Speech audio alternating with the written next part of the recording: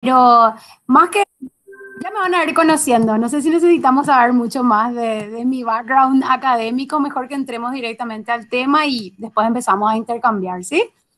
Genial.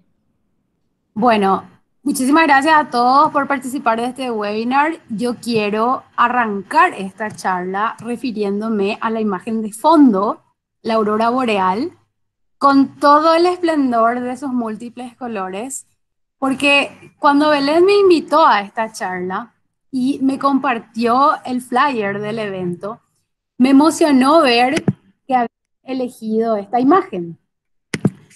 Y si bien en esta foto se ven solo las verdes, que son las más comunes, las luces del norte o las del sur pueden tomar también otros tonos. Capaz alguno de ustedes tuvo la suerte de admirarlas previamente. En mi caso, yo las he perseguido antes y estoy decidida a perseguirlas hasta encontrarlas a futuro. Este es un fenómeno que se da a consecuencia de la actividad electromagnética que rodea a la Tierra, lo que lleva el nombre de magnetosfera. Esta capa que rodea la Tierra previene la entrada directa de partículas cargadas que se desprenden del Sol y a toda velocidad son redirigidas hacia los polos, donde como viento solar penetran la atmósfera en las zonas donde la magnetosfera es más frágil y al chocar con las moléculas de oxígeno de nuestra atmósfera, se cargan con las partículas de nitrógeno también. Cuando estas moléculas de oxígeno y de nitrógeno se sacuden, desprenden esta energía y lo que vemos son fotones. Dependiendo de la velocidad con la que lleguen estos vientos, el oxígeno puede emitir luces amarillas, verdes, hasta rojas, y el nitrógeno desprende fotones azules. ¿Por qué les estoy hablando de la explicación científica de las auroras boreales? Pues las auroras tienen mucha mística a su alrededor. Y a través de los años se han generado miles de ideas locas para explicar su existencia. Sin embargo, cuando nos compenetramos con esa magia y buscamos la evidencia que nos permite entenderla, encontramos respuestas sólidas y dentro de todo sencillas. Algo muy similar sucede con el sueño. Para mi siguiente lámina, aquí estamos. Arrancando con la pseudociencia de Freud y su famoso libro La interpretación de los sueños, y pasando por aspectos que tienen que ver con estar conscientes, pero ser incapaces de controlar nuestro cuerpo, como el caso de la parálisis del sueño, o lo opuesto, los sueños lúcidos, en los cuales la persona siente, y de hecho que hoy en día se ha comprobado que son reales los sueños lúcidos, que la persona que los atraviesa está realmente consciente mientras que sueña. Todo esto ha generado también muchísimas hipótesis sobre por qué soñamos, qué es dormir y qué es estar despiertos. ¿Qué pasa con nuestro cerebro mientras dormimos? Y así llegamos a estar situados en una época donde la tecnología se ha vuelto nuestra mejor aliada para entender cómo funciona el cerebro a un nivel que a veces se siente hasta fantástico, pero es muy real. Hoy en día, los investigadores del sueño, porque así se hacen llamar, han acumulado una cantidad de información sobre por qué y para qué dormimos, inmensa. Y lo que nos convoca aquí hoy es justamente hablar del sueño desde la neurociencia.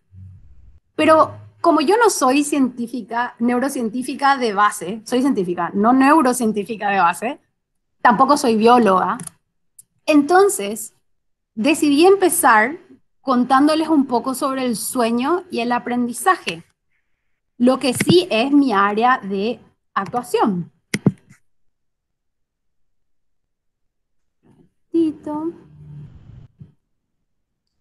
Esto también atendiendo a que ustedes son estudiantes y pienso complementar esto ligando un poco lo que es el alto rendimiento físico y cognitivo y cómo este se ve afectado por el sueño. Y luego vamos a cerrar hablando de las recomendaciones de higiene del sueño. Les voy a tirar recursos para aprender más sobre este tema. Y bueno, creo que tendremos un espacio de intercambio para realizar preguntas también al final. Eso sí, voy a hablar de muchas cosas, así que si les van surgiendo preguntas, escríbanlas ya en el chat para que las podamos retomar después. Bueno, entonces les contaba que yo soy educadora y siempre he trabajado en colegios y universidades bilingües, dictando cursos de idioma o de contenido de tono científico, principalmente en inglés, pero he enseñado contenido en español también. Mis experiencias en aula han sido muy positivas. Trabajé con niños, con adolescentes y adultos. Tuve la suerte de ser parte de instituciones educativas donde se promueve una mirada muy respetuosa hacia el proceso de aprendizaje. Y es en estos entornos que empecé a notar que el vínculo emocional y la comunicación efectiva entre docentes y estudiantes es un aspecto crucial para que el proceso de aprendizaje realmente se concrete. O sea, para llegar a la meta que es aprender. En educación hablamos también mucho de los tiempos que nos lleva a aprender algo. Por eso puse el relojito ese que está allí abajo. Ahora, hay muchas formas de definir el aprendizaje. En general, a mí hoy me gustaría referirnos al aprendizaje como la posibilidad de entender y apropiarnos de conocimiento nuevo para poder aplicarlos, o sea, ejecutarlos como una acción, como una habilidad. Esta es una definición que va de la mano con lo que plantean las ciencias como la psicología, la pedagogía y también la neurociencia. Un ejemplo concreto que ejemplifica esta definición de aprendizaje sería el proceso que una persona atraviesa para aprender a andar en bicicleta.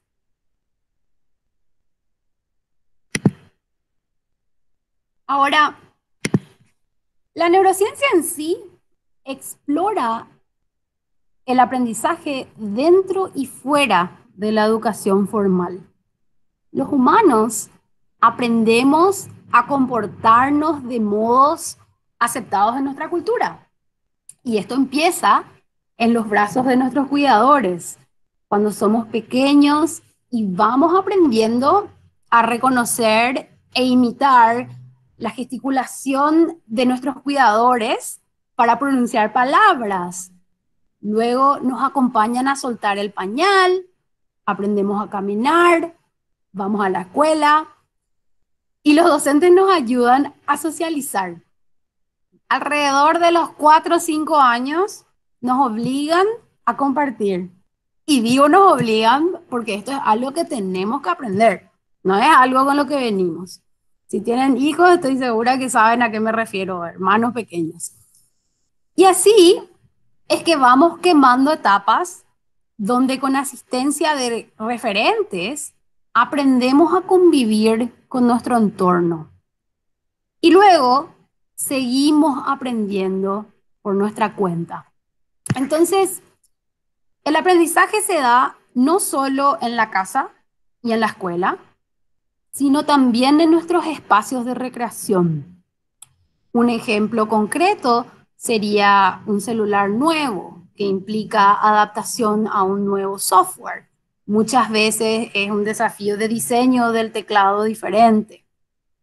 Para algunas personas, aprender a manejar un auto es una experiencia muy difícil. Para otras, el desafío más grande es aprender a leer. Lo que todas estas experiencias tienen en común es que nos demandan aprender, o sea, entender y automatizar procesos mentales para poder realizar acciones concretas. Es bastante común asociar el aprendizaje con la práctica y la repetición, pero hoy en día todavía se habla muy poco de algo muy relevante que sucede entre cada oportunidad de práctica. Entre un día y otro, los humanos necesitamos dormir. Podemos posponer nuestras horas de sueño, podemos trasnochar un día completo, pero muy pronto estamos lo suficientemente agotados como para necesitar dormir. Lo interesante de esto es que gracias a la tecnología con la que contamos hoy en día, esta idea de que cuando dormimos estamos apagados puede ya quedar en el pasado. Cuando dormimos estamos en un estado inconsciente, pero eso no quiere decir que nuestro cerebro no esté activo. Mientras dormimos, nuestro cerebro se ocupa de garantizar la codificación de memorias. Y sinceramente en neurociencia, aprendizaje es básicamente sinónimo de memoria. Si no durmiéramos, no podríamos aprender. Si no aprendiéramos a la velocidad que los humanos lo hacemos, probablemente no podríamos distinguirnos mucho del resto de los animales. Todos los animales duermen, pero duermen en proporciones diferentes a las nuestras. Las etapas que atravesamos los humanos durante el sueño siguen un patrón armonioso y complejo. La actividad cerebral que sucede mientras dormimos es esencial para el proceso de aprendizaje, porque nuestra capacidad de prestar atención consciente depende de qué tanto y de qué tan bien dormimos. Asimismo, la evidencia sugiere que nuestras memorias son trasladadas desde nuestro buffer de corto plazo a la corteza cerebral, donde se alojan las memorias a largo plazo mientras dormimos. Esta imagen que ven abajo a la derecha, en la línea de arriba muestra la activación dentro de un fMRI, de una resonancia magnética funcional, mientras que la persona está despierta, realizando una acción, pensando en algo específico, quizás leyendo, no recuerdo específicamente el dato, pero la persona está haciendo algo mientras está despierta, dentro de una resonancia magnética funcional, que es muy ruidosa, por eso me imagino que la persona está realizando algo o pensando algo bien sencillo dentro de la máquina, porque la máquina es ruidosa y de alguna manera en este estudio, que lo pueden revisar con esta referencia, lograron que las personas se duerman dentro de esta máquina ruidosa y lo que se pudo registrar es que en ciertas etapas del sueño, esta persona revive esas experiencias que vivió despierto como si fuera a darle replay a una película. Esta es la evidencia que apunta a que hay ciclos y etapas del sueño donde lo que realizamos de día está transfiriéndose de la memoria a corto plazo a la memoria a largo plazo. Ahora, más allá de afectar al aprendizaje, el sueño afecta nuestro funcionamiento en general.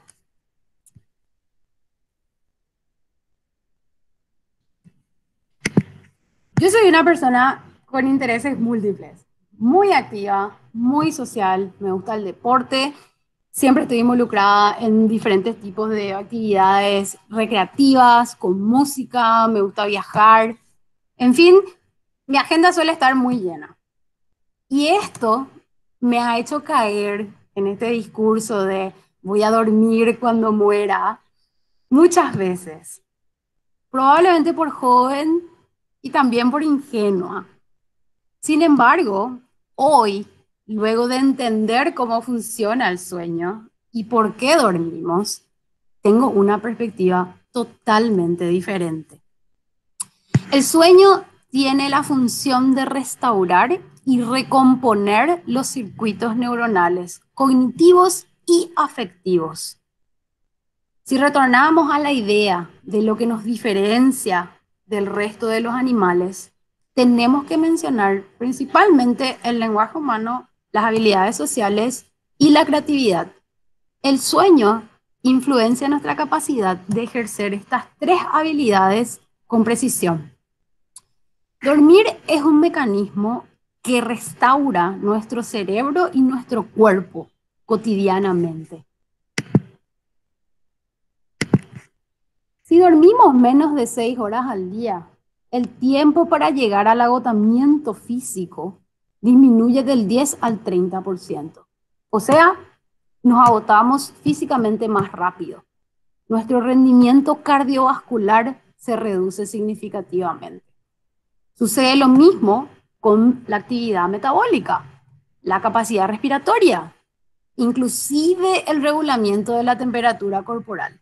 Y esto lo pueden comprobar facilito porque si hoy duermen pocas horas, mañana van a sentirse acalorados, les prometo. El buen sueño, sin embargo, reduce la inflamación, estimula la reparación muscular, también influencia el funcionamiento de cada sistema del cuerpo humano, el inmune, el endocrino.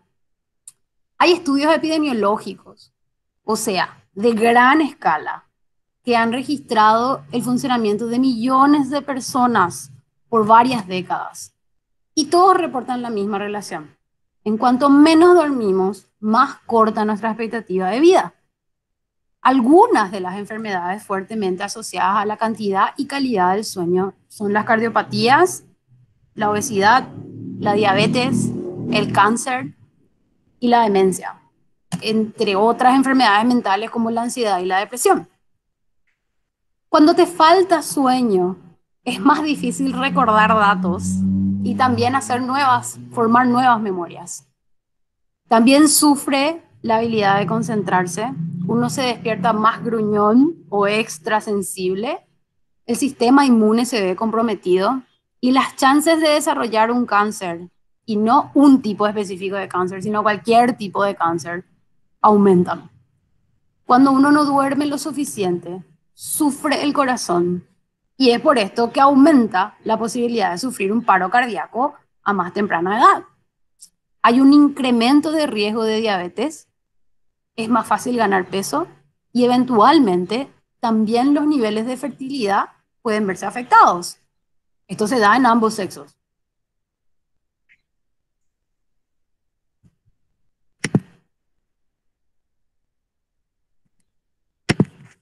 Los 5 factores principales interviniendo con la cantidad y calidad de sueño de las personas en el mundo ahora mismo son la exposición constante a la luz eléctrica y las pantallas LED, lo que marea a nuestro núcleo supraquiasmático y altera nuestro ritmo circadiano. Esto hace que la producción de melatonina se retrase hasta 3 horas en promedio y conciliemos el sueño más tarde. El siguiente factor es la posibilidad de controlar la temperatura en los cuartos, ya sea utilizando aires acondicionados o calefacción. Luego está el consumo de sustancias que estimulan o deprimen al sistema nervioso, como el café o el alcohol. Y por último, nuestras agendas cotidianas, que están basadas en la convivencia en sociedad y en la conveniencia de dejar a los niños temprano en el colegio para ir a trabajar y buscarlos al final del día para enfocarnos en algo más que estudiar o producir dinero al final del día. Mientras que hoy en día sabemos que personas de diferentes edades tienen una necesidad de horas de sueño y tipos de sueño diferentes dependiendo de la etapa del desarrollo cerebral en la que se encuentran. Independientemente a lo que nos puedan tratar de vender en los medios, hoy no existe droga, aparato o fuerza de voluntad capaz de reemplazar el sueño. Tomar cortas siestas, por ejemplo, puede asistir a nuestra capacidad de prestar atención consciente y el café puede ayudar también, pero en condiciones de privación de sueño, ni las siestas ni el café pueden restaurar las funciones mentales más complejas, como el aprendizaje, la memoria, la estabilidad emocional, el razonamiento complejo y la toma de decisiones. Capaz alguno de ustedes haya escuchado hablar de una mutación genética que permite a ciertas personas dormir menos de 6 horas diarias sin daño aparente. Y digo aparente porque esto está muy poco estudiado aún. Y la probabilidad de ser una de esas personas, de ser parte de esa elite que puede funcionar óptimamente con tan poco sueño, son casi imposibles. Menciono esto también porque es bastante común escuchar que se diga, yo necesito menos horas de sueño. O, por ejemplo, que se hable de que los adultos mayores necesitan menos horas de sueño. Y eso, por ejemplo, es algo que la comunidad científica sospecha que tiene que ver con la posibilidad de los adultos mayores de generar el proceso de sueño, no necesariamente con que necesiten menos horas de sueño.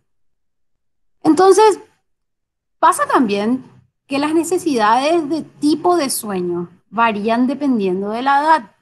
Los adolescentes, por ejemplo, se encuentran atravesando etapas que requieren más sueño a la mañana temprano que a la noche.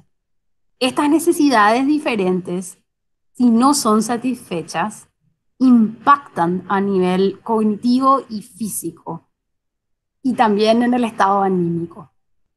El punto principal sería que en general, sin importar la edad, a no ser que estemos muy agotados, no tenemos la capacidad de notar qué tan afectado se ve nuestro rendimiento cognitivo y físico.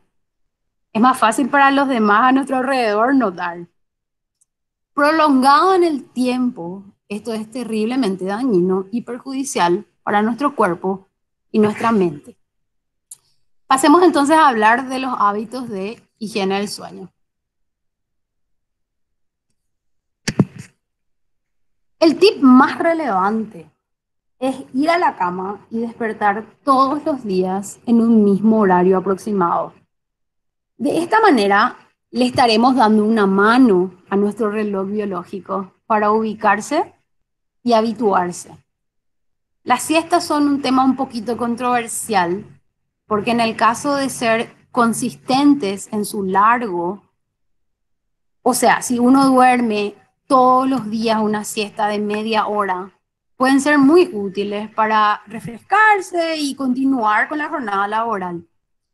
Pero no es este el caso cuando se trata de un día después de dormir poco la noche anterior, por ejemplo. Porque allí la recomendación sería más bien aguantarse ese un día de mucho sueño para poder dormir temprano esa noche y estar fresquísimos al día siguiente. Evitar el consumo de café y otros estimulantes como el chocolate o la nicotina. También las bebidas energizantes. Y si se van a consumir, que se dé esto en las horas de la mañana o hasta 6, máximo 4 horas antes de ir a la cama. Lo mismo con el alcohol, principalmente porque la idea de que una copita de vino antes de ir a la cama nos ayuda a dormir más rápido, cae en el error de que estar sedado no es lo mismo que estar dormido. Y a no ser que vayamos a la cama antes de nuestro horario habitual, cuando tomamos alcohol, entonces estaríamos reemplazando, estaríamos robando el horario en el que deberíamos estar dormidos por estar sedados. Y una vez que este efecto culmina, el efecto del alcohol culmina, por lo general nos despertamos. Cuando está culminando nos despertamos porque queremos sacarlo de nuestro cuerpo, ¿verdad? También porque el alcohol nos da ganas de ir al baño varias veces en la noche lo cual impacta negativamente en la calidad de nuestro sueño. Sobre la cena o qué comemos antes de acostarnos, ir a la cama muy lleno o con mucha hambre es una malísima idea. Porque si tenemos hambre, probablemente nos despertemos con ganas de comer algo. Y si nos vamos a la cama con la panza llena, entonces toda la sangre se concentra en el estómago para digerir esa cena. Y esto también nos mantiene despiertos hasta más tarde. Porque una de las cosas que tiene que pasar para que podamos dormir es que el centro del cuerpo debe bajar su temperatura.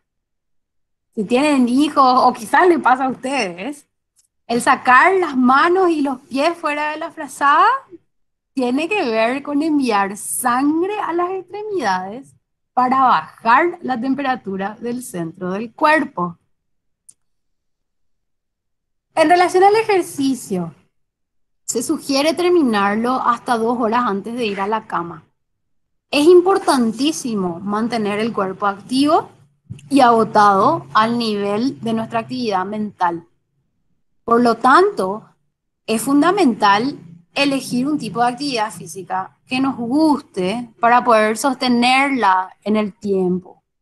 Solo que la actividad física hace que el cuerpo aumente la temperatura y esto también provoca un retardo para la hora en la que se concilia el sueño. Si es inevitable, es mejor realizarlo tarde en el día a no realizarlo, el ejercicio, digo.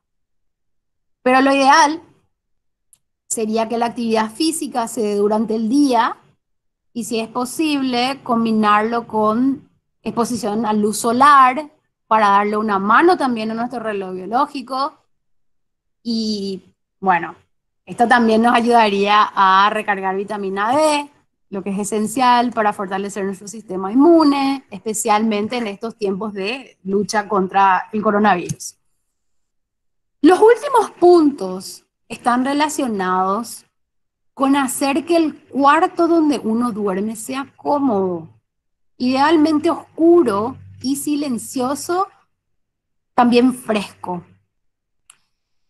Por otro lado, también se recomienda crear una rutina de relajación, lo cual es muy subjetivo, porque lo que es relajante para mí puede no ser relajante para ustedes.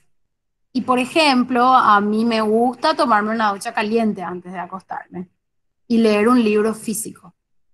Ustedes quizás prefieran escuchar música o hablar con alguien por teléfono en vez de chatear con la pantalla frente a la retina. También se puede hacer un poco de meditación guiada con ayuda de videos de YouTube. Habrá al que le gusta la aromaterapia. Lo importante es tener en cuenta que necesitamos llegar a ese momento del día donde acompañamos a nuestro cuerpo y nuestro cerebro a hacer esa transición entre estar despiertos y estar dormidos. Tenemos que darle una mano a nuestro cerebro para notar que ya fue suficiente por hoy, que vamos a hacer lo que tenemos pendiente mañana. Ahora es momento de relajarse y dormir. Y en ese sentido, un tip muy útil para los días en los que tenemos demasiadas cosas en la cabeza es agarrar lápiz y papel, salir de la cama para escribir lo que sea que nos tiene preocupados. Puede ser mismo una lista de cosas que tenemos pendientes para el día siguiente, o el nombre de alguien a quien debemos recordar llamar. Inclusive podría ser escribir sobre un episodio que se dio durante el día que nos perturbó, una pelea con un amigo o colega que no podemos sacarnos de la cabeza. Pues bueno, ponerlo en papel es una estrategia para canalizar estas emociones y sacar afuera un poco de estas emociones, sensaciones, sentimientos, pensamientos que pueden mantener a nuestra mente distraída e incapaz de abstraerse del mundo para iniciar los procesos que se requieren para dormir. Una vez hacemos este ejercicio, podemos volver a la cama También podemos salir de la cama y leer hasta que nos vuelva el sueño. Y sin preocuparnos por cuánto tiempo nos lleve esto. Lo cual me lleva al último tip, que se trata de utilizar la cama solo para dormir y las relaciones sexuales. Si vemos películas con la laptop en la cama, y sé que todos lo hacemos, soy culpable, o si nos acostumbramos a hacer otras cosas estando en la cama, se vuelve más difícil para nuestro cerebro asociar el entrar a la cama con el momento en el que estamos listos para dormir. Y lo que nosotros buscamos es crear el hábito de que cuando entramos a la cama es para relajarnos y dormir lo antes posible. Ese es el ideal.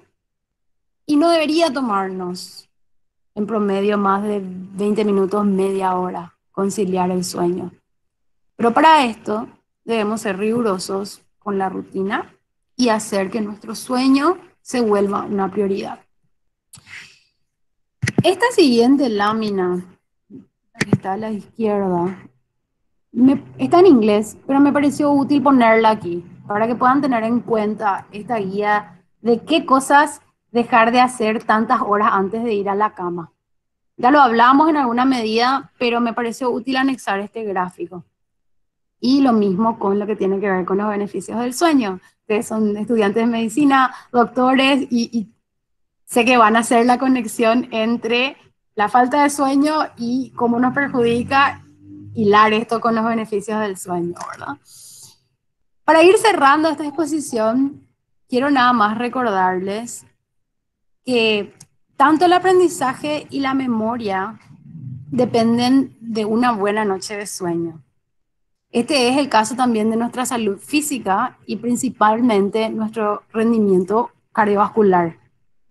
Nuestro apetito y nuestro metabolismo, así como nuestra estabilidad emocional, nuestra capacidad de concentración y nuestro estado anímico en general es mucho más estable cuando dormimos lo suficiente.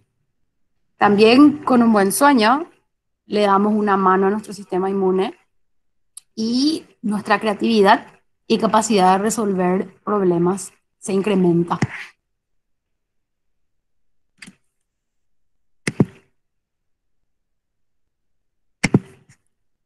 Por último, quiero contarles que yo creo que la forma de generar conciencia sobre la relevancia de la cantidad y calidad de horas de sueño es a través de la reflexión sobre los factores que influencian la generación y la calidad del sueño. Es por esto que creo un curso donde invito a los participantes a descubrir las diferentes etapas del sueño, a qué habilidades está asociada cada una de estas etapas. Y también ahondamos en, por ejemplo, las ventajas y riesgos asociados al resguardo del sueño, que es finalmente indispensable para mantenernos saludables a largo plazo. Básicamente lo que se hace en este curso es revisar por qué se sugiere cada cosa que se sugiere. Yo les conté hoy muchos de los motivos por los cuales se sugiere una cosa u otra y vamos a hablarlo más. Pero en este curso lo que hacemos es revisar la evidencia científica sobre eso. Si están interesados en recibir más información sobre este curso, pueden googlear Higiene del Sueño, Plataforma Paraguay, o les dejo también mi Instagram, email como métodos de contacto. Y bueno, con esto me callo y ahora sí empecemos a revisar preguntas. Por favor, anímense. Si suenan locas las preguntas, no importan, vamos a verlas juntos y vamos a ver a qué llegamos. Bueno, muchísimas gracias, Laura. La verdad que un placer, como siempre, escucharte. Eh, bien, yo creo que surgieron varias preguntas aquí que voy a ir lanzando, ¿verdad? Y para que vos puedas contestarles. Y bueno, tenemos la primera pregunta que dice, ¿es fundamental contar con un horario estructurado o siempre que se cumplan las mínimas horas de sueño está bien? Bueno, esa respuesta es sencillísima. Sí es fundamental contar con una estructura, una rutina No es suficiente con dormir la cantidad de horas nada más. Ahora, esa estructura puede ser diferente para cada persona y pongamos un caso extremo, una azafata que no puede dormir a la noche porque tiene que estar volando. O los médicos, ¿verdad? Están haciendo guardia, están en residencia con LX. Fijar una rutina en la medida que se pueda sería la recomendación en esos casos. O sea, si yo tengo que trabajar hasta las 6 de la mañana, bueno, entonces a las 7 me acuesto, trato de cumplir todas las horas que tengo que cumplir y después me despierto y mantengo esto en el tiempo. Pero la rutina es la recomendación esencial. Ya, genial. Siguiente pregunta. A mí ningún método me funciona. Y pone una carita triste. Y si logro dormir las horas recomendadas, solo duermo superficialmente, no descanso del todo y me despierto igual de cansada, como si no hubiera dormido nada. ¿Cómo alcanzar ese sueño profundo, reparador y que dure el tiempo que debe durar? Lo que más me cuesta en realidad es dormir profundamente. Bueno, a ver, ahí yo tengo que ser una profesional responsable que responde esta pregunta de dos maneras, principalmente porque tengo público y acompañamiento de médicos a mi lado. Hasta cierto punto está bueno insistir con las recomendaciones de higiene del sueño, ¿verdad? O sea, probemos todas las recomendaciones, pero si pasan 2 semanas, 3 semanas, no hay nada en la vida de esta persona que justifique ese nivel de ansiedad. Bueno, entonces estamos hablando de un caso que requiere asistencia médica. Y ahí sí hay que recurrir a un médico familiar probablemente para que le pueda indicar qué tipo de ajustes hay que hacer en esa rutina, porque pueden haber factores hormonales, puede haber una enfermedad de base que está manifestándose de esta forma y bueno, en ese sentido, bueno, recurramos a los profesionales, a los que les compete ocuparse de esto, ¿verdad?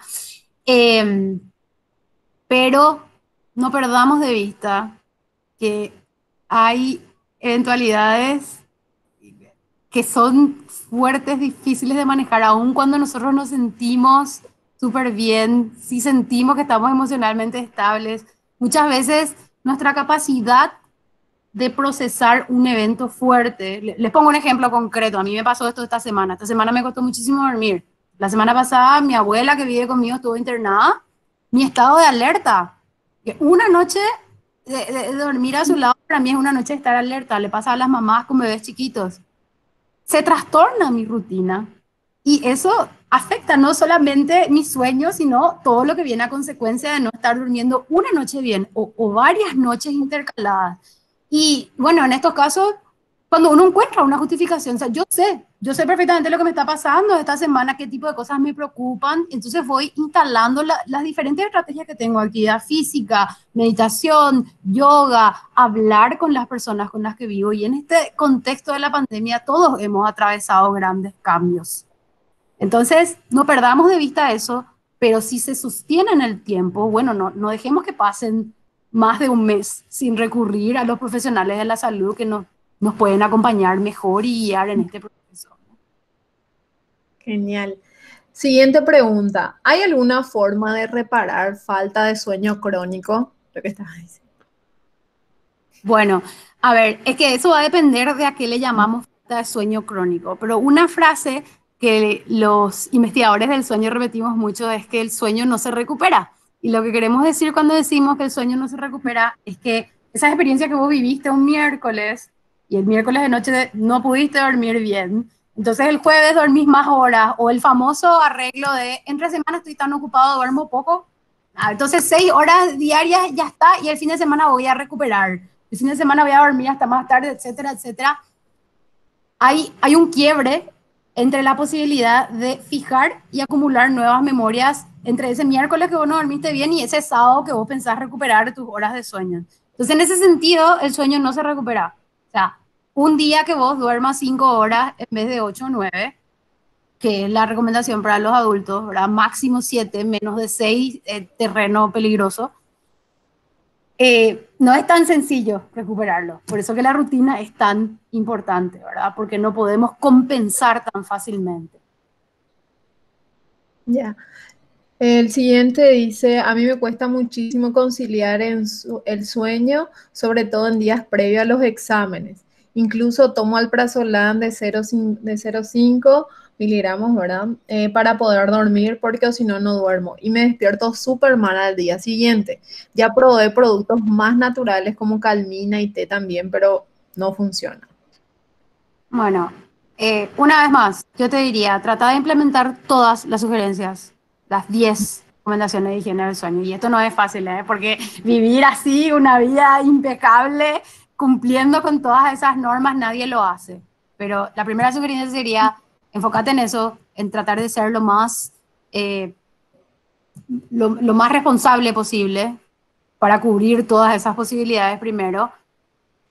La medicación, si es controlada, asistida con un profesional es una cosa. Si te estás automedicando, yo te recomiendo que no lo hagas y creo que todo este grupo de gente va a estar de acuerdo conmigo con eso. Es lo mismo tomarse una copa de vino que tomar medicación que nos cede. No estamos durmiendo cuando estamos sedados, la actividad cerebral es diferente. Entonces no confundamos, porque finalmente nos vamos a despertar y no vamos a tener esa sensación del sueño reparador cuando recurrimos a estos atajos. Y yo le diría a esta persona que hizo esta pregunta, consulta con tu médico de cabecera y hacete controles anuales generales. Pensá en la posibilidad de acompañamiento psicológico, a ver si otra persona te puede ayudar a reflejar lo que sea que está pasando contigo. Si está vinculado a los exámenes, o ya sabes que los exámenes te ponen nerviosa, mi sugerencia sería organízate lo más que puedas para llegar a las fechas de exámenes pudiéndote irte a dormir y cumpliendo las horas mínimas de sueño. Yo sé que decir esto es mucho más fácil que hacerlo, principalmente en relación a los estudiantes de medicina. Una de las elecciones que yo tuve que hacer, uno de los temas que ya no pude llegar a incluir en la charla para presentarles hoy, tiene que ver con los problemas alrededor de la residencia médica y las exigencias que los médicos tienen en su currícula de formación como médicos. Es una locura, o sea, y esto no lo digo yo, o sea, lo plantean exponentes de investigación en sueño que han entrado en conflicto con universidades por sus mallas curriculares y sus exigencias para los alumnos. Es una conversación muy nueva, pero que está empezando con mucha fuerza en el mundo. Eh, lo mejor que podemos hacer es empezar estas conversaciones, hacer que los referentes de las universidades, el sistema educativo, la sociedad en general, se ponga al tanto de esta información y no querrán todos entender exactamente qué pasa con nuestro cerebro mientras dormimos, pero por lo menos algún día tenemos que llegar a que esta conversación sea, bueno, necesitamos políticas públicas que protejan a la ciudadanía, como el caso de países como Suecia, por ejemplo. Suecia tiene leyes que hoy no permiten excederse con horas de trabajo, ni de estudio, ni los trabajos que implican guardias están fuertemente regulados en muchos países hoy en día. Yo hablaba con el chofer de la ambulancia que nos llevó con mi abuela la semana pasada, era una persona que estaba sin sueño al día, atrás del volante, la posibilidad de equivocarse estando al volante y siendo un médico, o sea, eso de ir a rendir sin haber dormido lo suficiente va a afectarte de dos formas. Por un lado, todo lo que estudiaste antes no necesariamente se va a fijar para el tiempo en que vos llegues al examen. Entonces, quedarse despierto toda la noche para meterse el contenido del examen e irse a rendir así, mejor váyanse a dormir, o sea, organícense para que llegue la hora de dormir y se puedan ir a dormir esa noche. Eso va a garantizar que rindan mejor porque se van a acordar mucho mejor de lo que estudiaron. Si duermen poco, les va a costar mucho más concentrarse en el momento de estar rindiendo mismo y no les va a permitir mostrar lo que saben. A no dormir no tiene que ser una alternativa, ni si van a tomar coca toda la noche, ni si van a tomar energizantes. No remedia eso la falta de sueño. Genial. Otra pregunta. Recomendaciones sobre la siesta, indicaciones y contraindicaciones. Y mira, vas a encontrar mucha mística sobre este tema también. De 20 a 40 minutos es lo que yo te sugeriría. No te excedas una hora. Si vos podés llegar a una rutina en la que dormís todos los días la siesta, porque tenés la posibilidad, entonces aprovecha eso. Trata de estructurarlo para no exceder los 40 minutos, que es 20 a 40 minutos del promedio de tiempo en el cual vos estás atravesando etapas del sueño que te van a permitir despertarte sin tanta dificultad probablemente. Entonces, la power nap sugerida es entre 20 a 40 minutos. Bien. Yo también probé sustancias, me indicaron melatonina, pero al día siguiente me siento como embotada, cansada, no sé, no, pero sí como mareada más o menos, o sea, siento que es peor, dicen. ¿Mm? La melatonina es una sustancia que vos normalmente producís. La melatonina es una sustancia que se empieza a producir llegadas las horas aproximadas al momento en el que vos te tenés que dormir. Cuando tu reloj biológico se da cuenta de que el sol bajó, tenés unas 2, 3 horas aproximadas de producción de melatonina para empezar a generar los procesos que te van a permitir dormir. Ojo que eso no quiere decir que la melatonina es lo que te hace dormir. La melatonina es lo que induce a los procesos que arrancan el sueño. Entonces es muy diferente pensar en consumir melatonina para darle una mano a la hora a la que realmente conciliamos el sueño cuando, por ejemplo, viajamos a un diferente uso horario, que es la situación en la que se empezó a recetar melatonina. Lo que pasa es que hoy en día vos te vas a la farmacia y pedís melatonina, inclusive si no tenés indicación médica no hay problema, pero hay una confusión entre la melatonina no te va a sedar y capaz en tu caso, bueno, si estás consumiendo melatonina por sugerencia de un profesional médico, es para tratar de ayudarte a establecer esa rutina. ¿Qué tanto la melatonina te va a poder ayudar con eso? Yo revisaría primero todas las otras sugerencias. O sea, me enfocaría, por ejemplo, en la temperatura de tu cuarto a la hora que vos te estás yendo a dormir.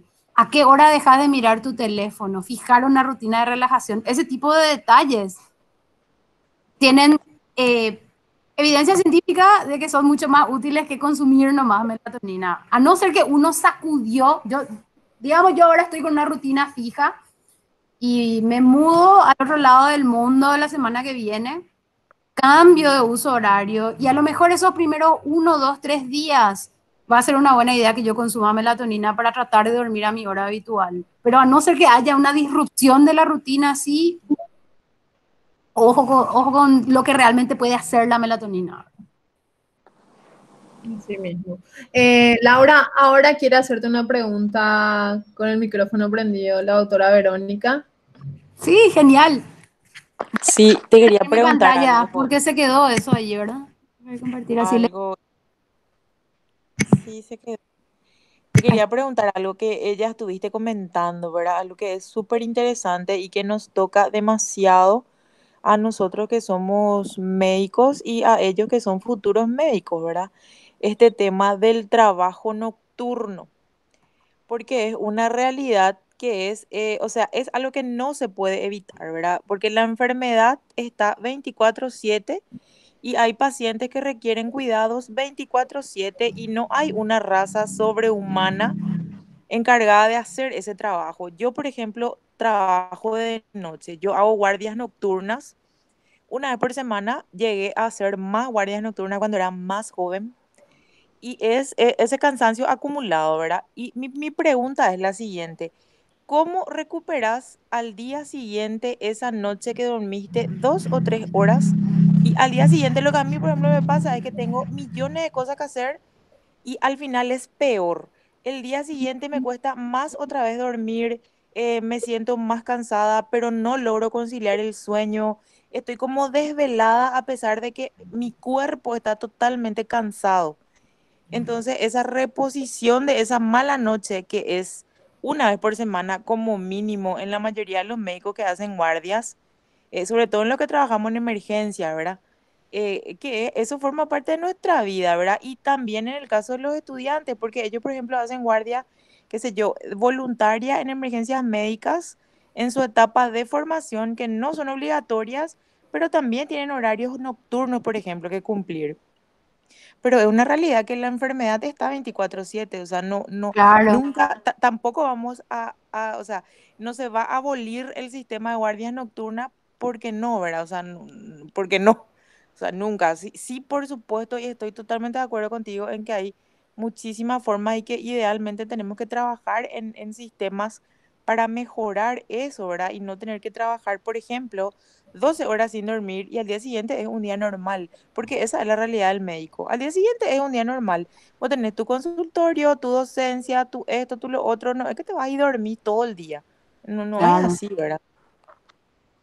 Bueno, a ver, por un lado está esto que planteamos, ¿verdad? De que a veces la realidad se nota como absolutamente inflexible, como que algo que nunca vamos a poder cambiar, ¿verdad? Y capaz no vamos a poder dejar de cambiarlo, pero la realidad es que va a tomar mucho tiempo, por lo menos, ¿verdad? Y ese es un hecho que tenemos que enfrentarlo de alguna manera.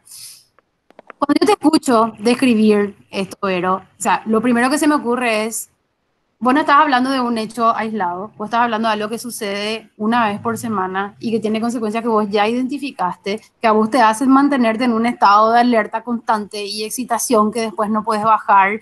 Eso que vos describís de dormir 2 horas y después al día siguiente tengo tantas cosas que hacer que tu cabeza, vos entras en el famoso estado de alerta constante, ¿verdad? Y es difícil, eso es estrés crónico, ¿verdad? Salir de un estado de estrés Lo crónico sabía. implica, por lo general, acompañamiento de profesionales psicólogos, ¿verdad? Y bueno, acá también hay mucho de mito y pudor y tabú alrededor de la salud mental y también sobre esto que vos decías al principio de los superhumanos, que los médicos tienen que poder contra todo, porque bueno, si la gente se enferma todo el tiempo, entonces tenemos que tener en nuestros superhéroes que estén ahí plantados como si fuese que la capacidad del médico mismo no se viera comprometida. Y esto está estudiado, o sea, la cantidad de errores que los médicos cometen cuando les falta el sueño van en Claro. aumento y es de terror. Entonces, algo que vos no te sentás a hablar con el que vas a negociar, con el que algún día negociemos sobre política pública y cómo está estructurado el sistema de salud, no le vamos a decir, ¿sabes qué? Yo no vivo bien la vida, me siento mal si hago guardia. No, es fíjate en los números, o sea, la gente se muere más seguido cuando los médicos están exigidos a niveles que no pueden ser, que hoy tenemos la información que dice que esto no puede ser, ¿verdad? Y sí, no va a ser una discusión, van a ser muchas, va a tomar mucho tiempo, pero yo lo que te diría es, si esto es algo que vos no podés evitar y es parte de tu vida, tenés que buscar otros mecanismos para bajar ese nivel de ansiedad. Y cuando yo digo acompañamiento psicológico, no me refiero solamente a que vos te imagines que de ahora en más vos tenés que irte una semana a consulta psicológica, no. O sea, vos necesitas quizás acompañamiento puntual de un psicólogo, hacer terapia cognitivo-conductual para ordenarte y descubrir, por ejemplo, que la actividad física que a vos mejor te viene es el yoga, porque había sido, vos sos una persona que normalmente está muy excitada, entonces el yoga te va a ayudar a bajar un poco los decibeles e ir ajustando tu rutina. Cosas así que de repente son muy finas y son muy individuales, que los profesionales de la salud y de la salud mental nos pueden ayudar a identificar más que nada, ¿verdad? Más allá de que vos no estés en un estado depresivo o lo que sea, si vos identificás esto, busca ayuda para ver cómo te acomodas. Pero dormir, por ejemplo, toda la mañana siguiente sería útil. Y vas a dormir toda la mañana siguiente cuando ya no tenés otra. O sea, es, cuando vos llegás a ese momento, es, ¿verdad? Ya no atiendo el teléfono, cierro todo, me voy a dormir. El punto es extremo. O sea, debería ser una banderita roja cuando nos pasa eso. Nosotros idealmente no tenemos que llegar a ese punto donde queremos dormir o si no ya no tenemos más ganas de vivir. Eso no es algo que tiene que ser parte de nuestra rutina. Pero para eso hay que empezar a tomar conciencia a poquito, retroceder. Por mí, cuando tu cuerpo te pida, tu cuerpo te va a indicar, tu cabeza te va a indicar y tu cuerpo y tu cabeza te van a decir mucho mejor que yo o cualquier profesional médico cuando vos tenés que dormir. Ese también es un tip, así que podemos llevar grande hoy. O sea, si estás viendo la tele, te estás quedando dormido, apaga la tele y dormí, porque necesitas dormir. Si hay una farra a las 11 de la noche y es tu única posibilidad de estar con tus amigos. Y bueno, fíjate realmente si necesitas quedarte a dormir o necesitas irte a esa farra, porque el mundo social también es un requerimiento. Pero estas decisiones son muy personales y uno tiene que balancear qué es prioridad. Por eso yo decía también antes, hay que pensar en el sueño y las horas que dormimos como una prioridad, así como la actividad física y alimentarse bien. El sueño tiene que ser algo que priorizamos. Mismo. Sí, Genial. muchas gracias. Por saberlo. Ella muchísimo. Pero, No, Con lo que pasa que, o sea, que es que muchísimas no, no, guardias. es que no es algo mío, o sea, a mí también me pasa y de hecho les cuento mi día a día, ¿verdad? Mi postguardia, pero nos pasa a toditos, eso es lo que es triste, ¿verdad?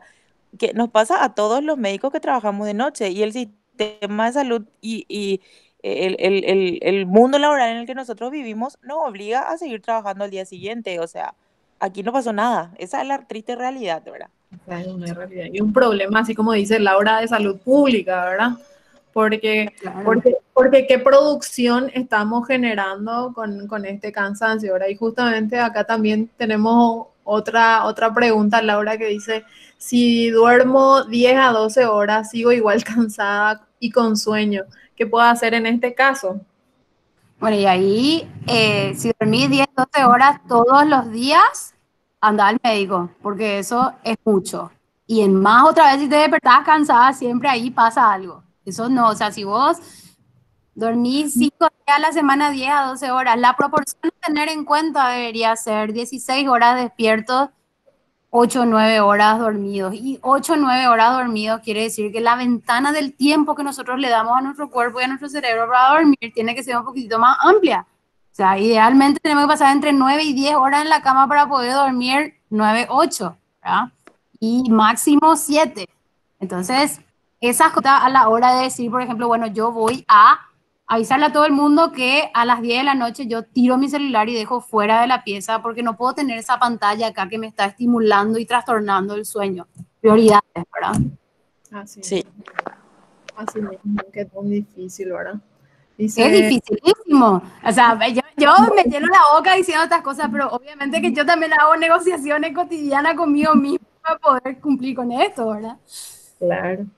A ver, otra pregunta. ¿Cómo regulo la ingesta de líquidos antes de dormir? Porque me suele pasar que me levanto a la madrugada para miccionar.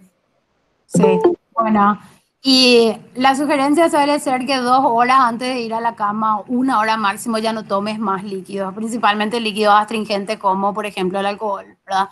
Pero sí es una de las causas principales para alterar la calidad del sueño, quizás no las horas tanto, capaz vos, inclusive te levantás, o sea, te despertás en momentos de la noche, generalmente uno se despierta entre un ciclo del sueño y otro un ciclo y uno se despierta. Si uno se despierta un ratito, corre al baño, vuelve, se mete en la cama y se duerme otra vez, no es tanto drama.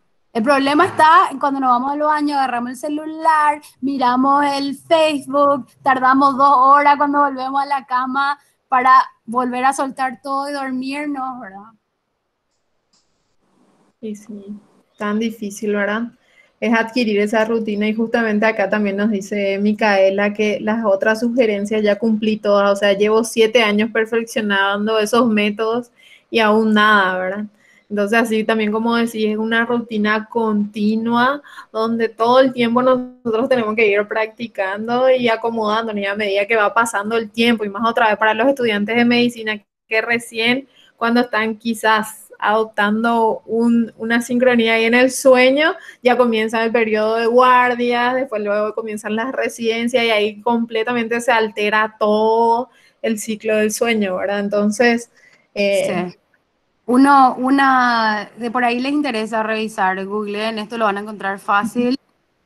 Toda la historia de la residencia y los médicos que tienen que estar 1000 horas despiertos haciendo cosas a nivel inhumano, empezó con un profesional de la Johns Hopkins University que se volvió adicto a la cocaína haciendo investigación con cocaína y gracias a los delirios suyos y su posibilidad de sostener el ritmo de la residencia consumiendo sustancias que alteraban su funcionamiento nervioso, se desprendió esta idea de que para que los médicos puedan aprender todo lo que pueden aprender lo más rápido posible, entonces tenemos que ensoquetarle esta cantidad de horas que ya sabemos que eso no se traduce en más aprendizaje ni mejor aprendizaje. Por eso les digo, son un poco políticas públicas y tendencias en ciertas partes del mundo, pero no en todo el mundo, porque los países tienen una forma diferente de atender su recurso humano.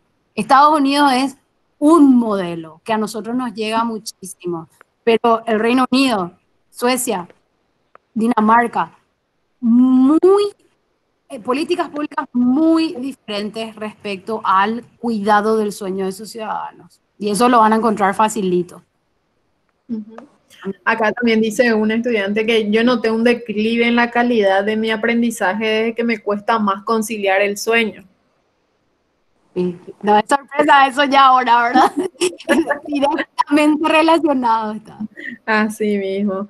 Y bueno, Laura, estas son todas las preguntas que tenemos. Veo también que está Mauri conectado, está la doctora Fátima, Vero, estamos como tutores, ¿verdad? Del plan de acción tutorial, tratando un poco de llegar más con estos temas que de repente dentro de la malla académica ahora no tocamos tanto, pero que es tan importante y que vemos tan necesaria para los estudiantes, ¿verdad? Y que creo que en este momento es el momento de hablar justamente de eso. Así que muchísimas gracias de verdad por tu predisposición y bueno, bienvenida para los próximos cursos, para las próximas charlas que por supuesto súper bienvenida. Dale, vamos a ir coordinando. Yo les agradezco muchísimo a ustedes también el espacio y siempre que pueda vamos a estar trabajando juntos. Espero que les haya sido provechoso lo de hoy. Sus preguntas me muestran que estuvieron re atentos y eso a mí me deja re contenta también. Así que espero que en serio esto nos ayude a todos. Fuerza con la guardia y fuerza con la residencia y todo lo demás. Muchísimas gracias. Y así como les dije al inicio, hacen una pregunta si van a disponer la grabación de la charla. Sí, va a haber una grabación de la charla. Y el último link, si es que pueden completar el formulario, hubo un error humano, ¿verdad? Pero que ya está solucionado. Así que si pueden ir completando, por favor, para la certificación. Desde ya, muchísimas gracias nuevamente. Y no sé, Fátima, ¿alguna palabra? No. Nada, Belén, muchísimas gracias. Realmente muy provechosa, muy productiva la charla. Así es que yo quedo pendiente para ver mis noches de insomnio si se van equilibrando. Bueno, De verdad, un gusto. Bueno. Igualmente, fuerza, chicas, estamos hablando. Muchas gracias, capísima. muchísimas gracias, Vero. Te paso luego la grabación, Laura. Muchas gracias para todos y espero que vayan completando el formulario. Muchas gracias. Dale. Buenas noches. Gracias. Buenas noches.